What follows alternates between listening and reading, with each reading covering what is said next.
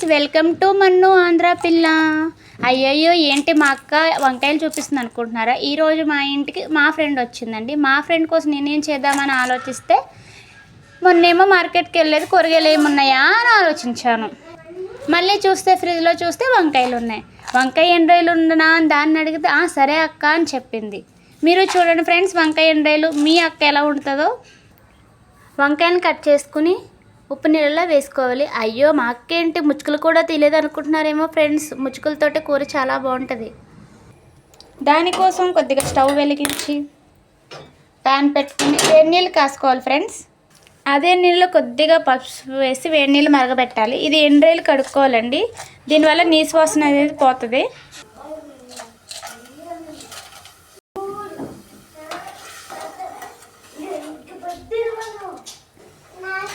ఈ వేడి నీళ్ళలోంచి తీసేసి ఎండ్రేళ్ళు మరొక 2 సార్లు చన్నీళ్ళతో కడుక్కోవాలి. అందులో ఉన్న డస్ట్ అంతా పోతుంది ఫ్రెండ్స్.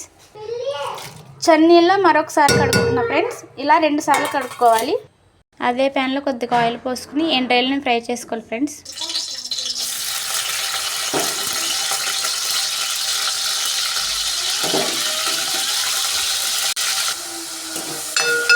ఈ గోల్డెన్ కలర్లో ఫ్రై అవ్వాలి ఫ్రెండ్స్.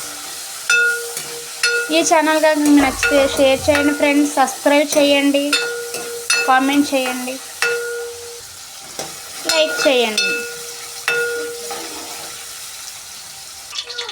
రైలు అయితే ఫ్రై అయిపోయినాయి ఫ్రెండ్స్. వీటిని కొంచెం పక్కకి తీసుకోవాలి. అదే ప్యాన్లో కొద్దిగా జీలకర్ర, ఆనియన్స్,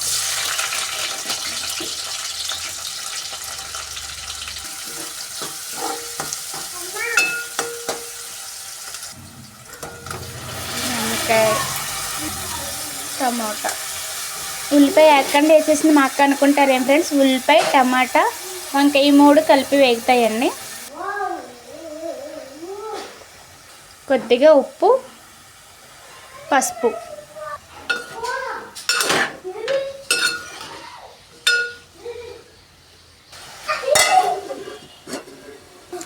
అవి వేగే లోపల ఈ లోపల మనం నిమ్మకాయ సైజు చింతపండు నానబెట్టుకుందాము.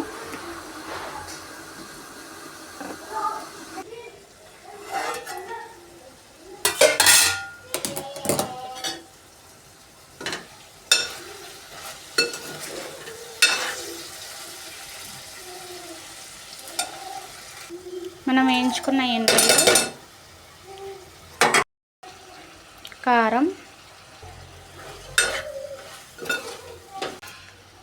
చింతపండు పులుసు పోసుకోవాలండి. ఇందులో కొద్దిగా ధనియాల పొడి, చింతపండు రసం, మూత పెట్టి కొద్దిగా ఉడికించుకోవాలండి. కూర అనేది అయిపోయిందండి.